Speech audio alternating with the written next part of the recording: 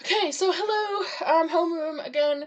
We're doing something, or not we, I'm doing something a little differently. This is not the um, class that I did this past week. I'm having some technical issues editing the video. Because last week, we did after class kind of like a off-topic discussion, and I couldn't edit that out. So I'm just doing a whole different thing with all the homeroom stuff, so it's a little easier to follow. So you can see on my screen here, this is the resources that you can use above and beyond the Discord server. So these are going to be things like books, websites, different places you can go, YouTube, some places on YouTube that I recommend, and then using the CRAP method to determine if something is relevant and valuable for you. So let's get started. The first place, I actually have two places that I like for downloading free books. The first place is pdfdrive.com, and the second is zlibrary, or b-ok.cc. So I'm going to go over there right now. So this is what PDF Drive looks like right now. All of these books are in PDF format. So there's a lot of books that you can find on PDF Drive that you can't find on zlibrary, and vice versa. You can find them on zlibrary, but not on PDF Drive. So it just kind of depends on what format you use the most, what you like to use, what your technology can utilize, what you can utilize. So I recommend PDF Drive. I don't think there's a limit to how many downloads you can do every day. But then this is what zlibrary looks like. So for zlibrary, you have a total of 5 downloads you can do every day. And then if you have an account, you can do 10 downloads every day. So, but you can just generally search for authors, titles, publishers. Everything is, everything is tagged on zlibrary, so there's a lot of different articles you can go to and books and things like that you can download. Most of the books are e-publications or Mobi files as opposed to PDFs. What that means, it just uses different mechanics for, let me click on the Witch's Shield. This has been a book that I have been recommending. Okay, so this is a PDF, but let me try and find one that's an actual e-publication. That one's a PDF too. Okay, that's really odd. So most of them, except for this two that I've literally just clicked on, most of them are e-publications and not PDFs. So trying to find someone that's an EPUB and not a PDF. There we go. So like this book right here, it's an EPUB. It just uses different software to read it versus a PDF. You can download on your phone. I've used Google Play Books on my phone, and I can go to this website on my phone and then download an e-publication book, and then it just transfers straight to the Google Play Books on my phone. I have a Kindle too, right here, and I'll show you how I manage that in a moment. It just has to do with the different software, so you just have to find what works best for you and what you have and the resources that you have available. So, moving on to for books and things, I would also recommend your local libraries. I live in a small town, so my librarians are really supportive of me and my journey, but they don't have a lot of resources for me, but I wouldn't have known unless I had asked. Other libraries will have groups and things and books and resources that you can use and go to. That you wouldn't know if you hadn't asked or hadn't gone. So I would definitely recommend going to your local libraries besides Spectrum at the Craft, because your local libraries are going to have so much more information than what you can find online at times. So if you've found a book that you like online, either from PDF Drive or Z Library. There's a software for program that's free to download and it's free to use called Calibre. And this is kind of, hold on, it's taking a while to load. I really enjoy it. You can edit the metadata. Here we go. Let's find braiding. I have braiding sweetgrass on here.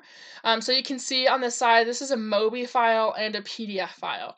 So I can choose which file I want to read. It depends on the formatting of the book and things like that.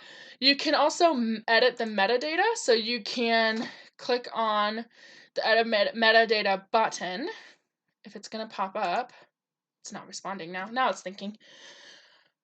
And here we go. And you can see that you can add comments, like what you liked about it, summaries, things like that. You can rate the books, so it's your own. You can put tags on here, any IDs, the date it was published, and everything here is editable. So you can, if the like, let's say, okay, so the author actually says Robin Wall Kimmerer, so I can put in Wall right here, and then do the same thing here, so that it searches, when it sorts, it does the same thing. I can actually just keep Robin Kimmerer on here because the sorting is how the program recognizes where the books go in, like, the orders on the page, whereas this is like the title and the author. But I won't search for a Robin Wall. I would just search for Robin. So the red doesn't mean anything bad. It just means that this information on the author is different than the author's sort. You can have series, so I could say magical witchcraft. This isn't actually a part of series, but I could say that this is part of a magical witchcraft series, and it's actually number 3 in a series. And it will sort, if there's, 1 and 2, and this is the 3rd, and I had 2 other books in a magical witchcraft series, it would put 1 and 2 first above this one. So it's really, really cool. I really enjoy this. I'm gonna go cancel, so it cancels all of my, oh wait, no, yeah, okay, there we go. So it saves all of my stuff.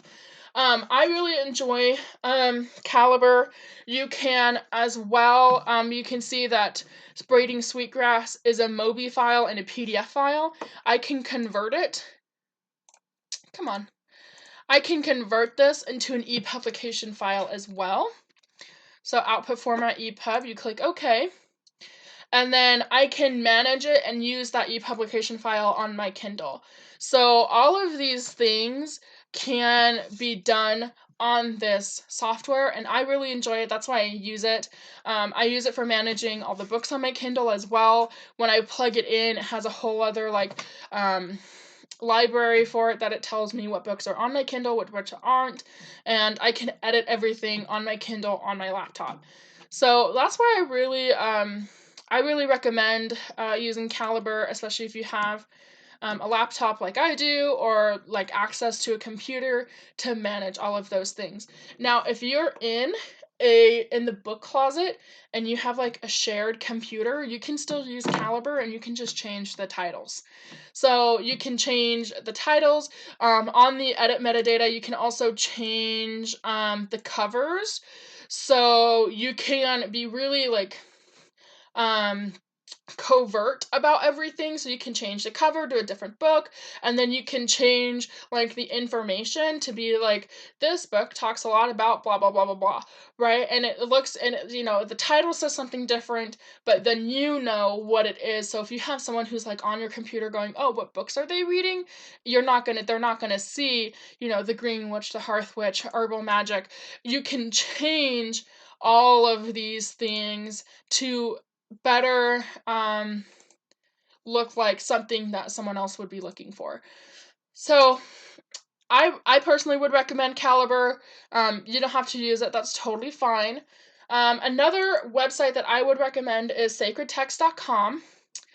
And this is what it looks like. It's an internet sacred text archive, and it has world religions, traditions, mysteries. It has religions from A through Z. They talk about Judaism, Mormonism, a lot of paganism as well. Like if I were to go to, my gosh, where is it? Neo-paganism and Wicca, right? Like that's pretty close. They have books like the Gardnerian Book of Shadows, the White Goddess, things like that, and you can download these, read these on here. The Malleus Maleficarum. A lot of these resources are going to be over 100 years old. Not a lot of them are like 1911. That's over 100 years old. 1913 again, over 100 years old. The Book of Halloween, that's like literally 101 years old. So there's a lot of the information is not going to be very current, but it's still going to be text that you can use for your own research and things like that. So let's go back to the PDF. Okay, websites. So there's books you can go to, there's sacred text archives that you can go to, there's a library you can go to. Where do you start? Well, I have an answer for that. I like learnreligions.com, and you can go to learnreligions.com, go to other beliefs and religions, and click on paganism and Wicca. There's East Asian, Abrahamic, Indian, alternative religions, angels and miracles, atheism, but you can go to this website, go to Sabbaths and holidays, and it will have, things for Samhain. It will have Yule, Lammas. What's the one that's coming up? Imbolc. That's literally in 2 days. Here we go. Here's a 2020 pagan and Wiccan calendar. Patty Wigginton I found is a really great author, especially on paganism. I believe she's Wiccan, but I'm not entirely sure. So yeah, there's just a lot of really cool things on here. You can, all the information on Learn Religions is bite-sized information that's easy to understand and read. Let me go all the way down to, they'll have, let's click on Beltane, celebrating May Day. So again, Patty Wigginton is the author. It's a very recent article, written last year, updated last year. But it talks about, like, this particular article talks about Beltane with the bonfires and the maypoles and things like that. So you can go through here and kind of get a basic idea of the history, and it can give you jumping off points for further research, like understanding Floralia or Bonadea. It gives you words for things, like the Norse sagas, the Green Man. It gives you a lot of these kinds of things, and then you can kind of go, okay, how to hold a bonfire ritual for Beltane, right? Like this is, you can kind of go and kind of jump down the rabbit hole and get those bite-sized informations, and you can print these off and put them in your Book of Shadows. So I'll actually show you. When you click on print, hold on. I don't want to actually print it, but I'm going to show you on my own.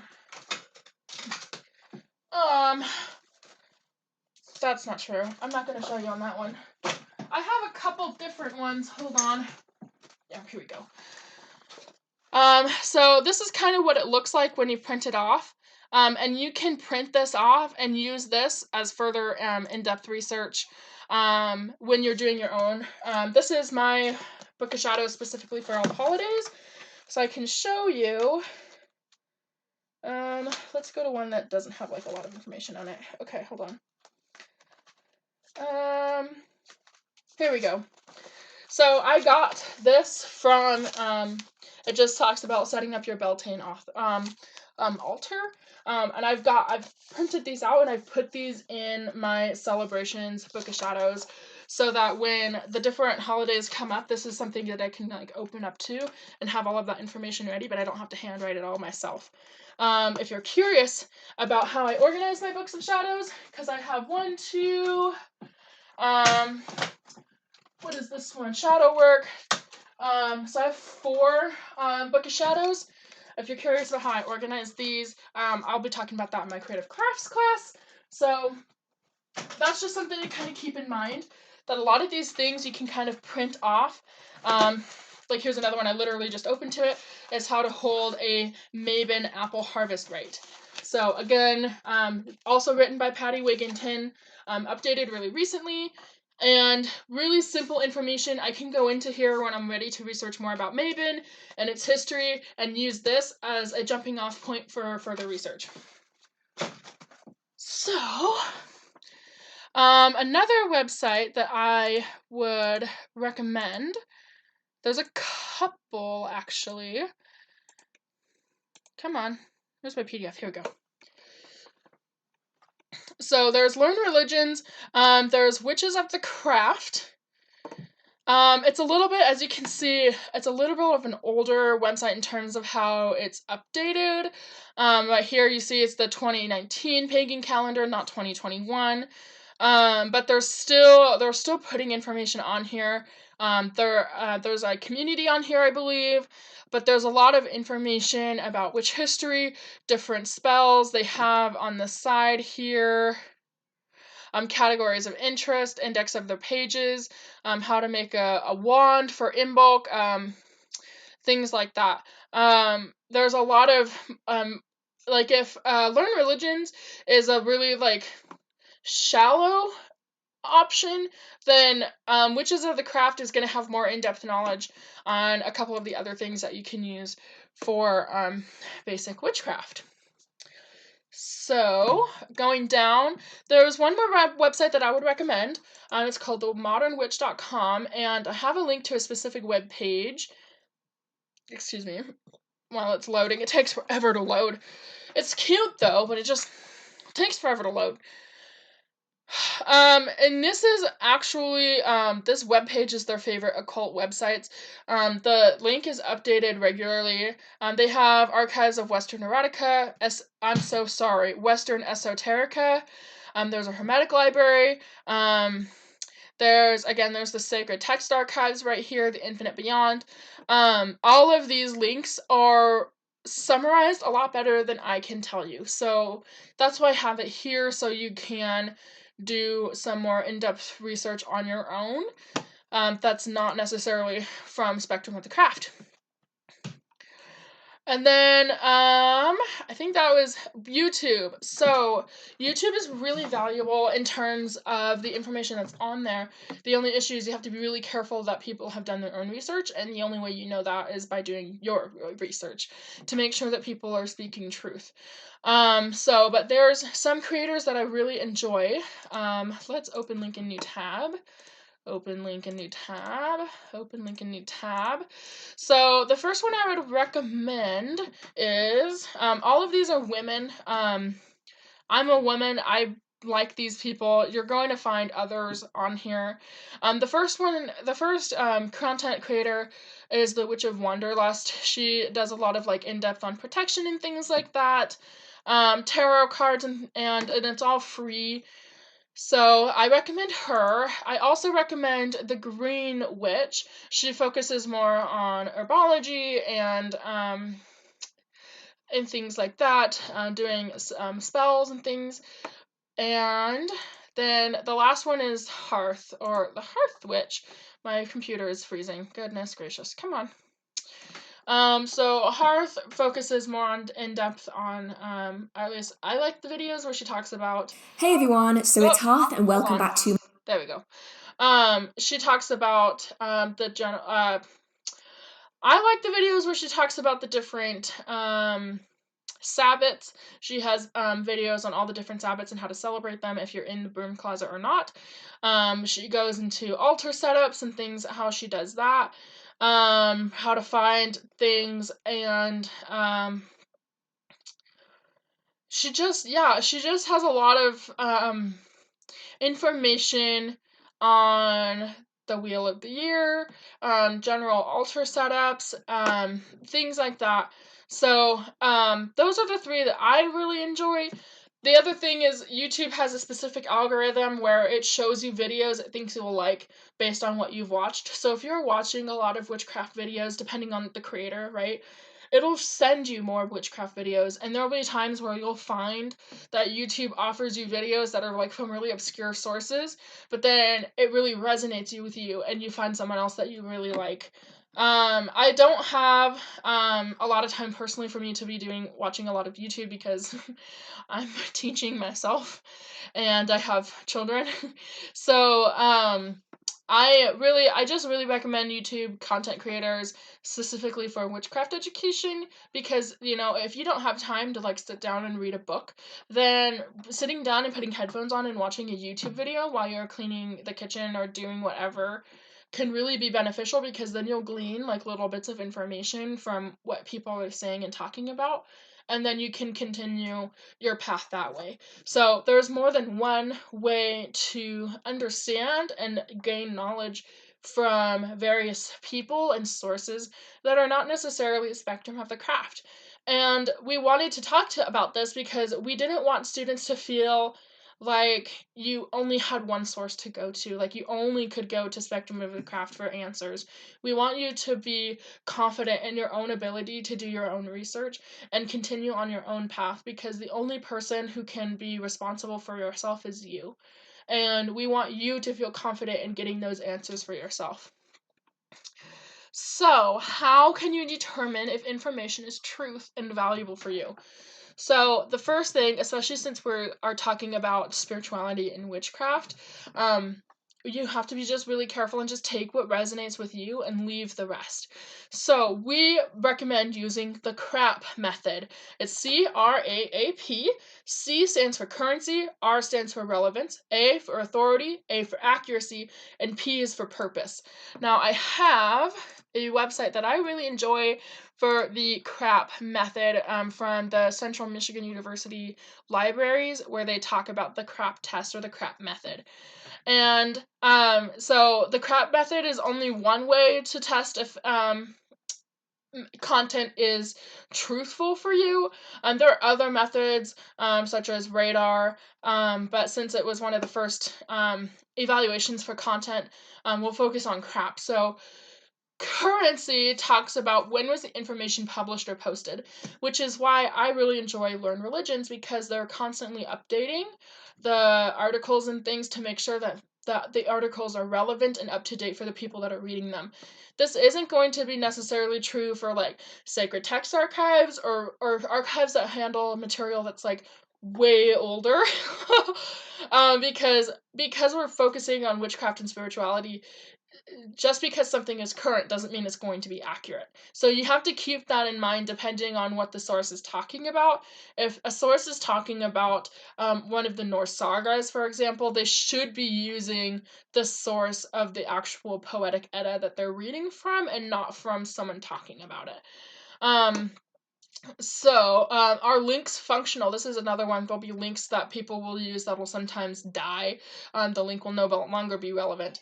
R stands for relevance. So does the information relate to your topic or answer your question? Who is the intended audience? So we'll use this for Spectrum of the Craft. Like, our intended audience for Spectrum of the Craft is you. Witchlings, advanced witches, people who want to continue their spiritual path, but don't necessarily have conventional means of finding out answers. Whether they're in the broom closet, or they're in a really rural area, or they're in a place that's really unique in terms of spirituality, where the paths that they feel pulled to are not necessarily the paths that they can find easy access to. So we have a variety of sources, and you need to be doing your own research to determine the relevance. A lot of times people will say, here's 10 great protection spells, but only 2 of the protection spells are actually relevant to the article, and the other 8 are something complete mumbo jumbo that they threw together because they wanted a list of 10. And you have to use your intuition in order to like find out like what's going on and what's going where. And and look at just the relevance of everything. A lot of times also an article will start with like the history of witchcraft, but then it'll end with, and buy my book to learn more. And over time, the information is not it's not like progressing in a logical manner, and you have to look at that. That's like kind of the relevance. They're trying to start you from point A and get you to point 2 without doing like the proper like jumps to get there, and they're trying to manipulate you. Authority. That's the first A of the crap test. So who is the source of the information? You'll find that sometimes bloggers and websites will be sponsored, and because they're sponsored, the authority isn't actually that blogger, but it's the sponsor, and that there'll be a bias in that information because the sponsor wants to sell you on something. So you have to be really careful about who the authority is. Who are the authors? Is the author qualified? That's why, again, I like Patty Wigginton, because I've kind of done my research about her. I found that she's been a high priestess in some covens, and I know that she's written tons of books and she's done her own research, so I can trust that when I'm doing my research, that any information that she comes up with, it's going to be truthful and accurate, and I'm going to find that out by when I do my own research, that finding out that she is talking about the same things that I'm researching and I'm understanding, and it's accurate in terms of what she's talking about, because she has the authority to be doing so, because she has the experience to do so. Is there contact information, such as a publisher or email address? A lot of websites or blogs will have like a comments page or a contact us. That's a really great way to know that these people are going to be legitimate, that they want you to be interacting with them. Same as with Spectrum of the Craft, we have multiple ways for you guys to interact with us, either the deans or the professors, even the headmaster, to make sure that your information has the authority attached to it. Accuracy, the reliability, truthfulness, and correctness of the content. So where does this information come from? A lot of times, especially in witchcraft, people will say, based on my own experience, I've learned XYZ. But that's their own experience, and it might not apply to you. It might not be accurate because it's their own experience with their own biases. So you need to find content that's supported by evidence. Like if someone is talking about the Norse Eddas or the Poetic Eddas, then you need to be reading those Eddas and make sure that the person who's talking about them is talking about them accurately. Does the language or tone seem unbiased and free of emotions? This is especially true with witchcraft. You need to find people that you trust that are pretty unbiased, because there'll be people that want to sell you either their books or their spells or their website where they make candles or soaps or whatever, and their purpose is biased, right? They're accurate, like they're biased in their information because they want to sell you on something, whether it be themselves, they want to sell you on themselves so they can gain that cult-like following, or on a product where they can make money. And for P is the purpose. What is the purpose of the information? Is it to inform, teach, sell, entertain, or persuade? So a lot of times, that's why I really like the Hearth Witch, because she just kind of puts information out there and lets you do with it what you will. You have to be really careful. Again, sometimes some people's purpose isn't going to be to educate you and further you along in your own spiritual journey, but for more physical gains and for greed, unfortunately. So sometimes we'll find the articles will sound like it's really great information for the first 2 paragraphs, and then the rest of the article is behind a paywall. And it's because the purpose of the article wasn't to inform you, it was to make money. So you just need to be really, really careful about everything. The only way to really find if accurate information, it's truthful, it passes the crap test for you, specifically in witchcraft, is to be doing your own research. Whether that be in a library, in your home, online, anywhere, you need to be doing your own research to find out what's truth for you, because everyone's journey is going to be different. And that, I think, is it in terms of what we are talking about in terms of the resources that you can find outside of spectrum of the craft. Again, if you have any questions, I'm Sunshine. I'm a Dean of Instruction. I'm also the homeroom teacher as well as the creative crafts teacher. So you can always DM me. My Discord handle is the creative one. But you can always DM me. You can always ask questions on the Ask a Teacher channel, on the Discord, to find other resources, books that other teachers would recommend for you. And I hope you have a great day. And I hope that you can learn something new each and every day. Yes.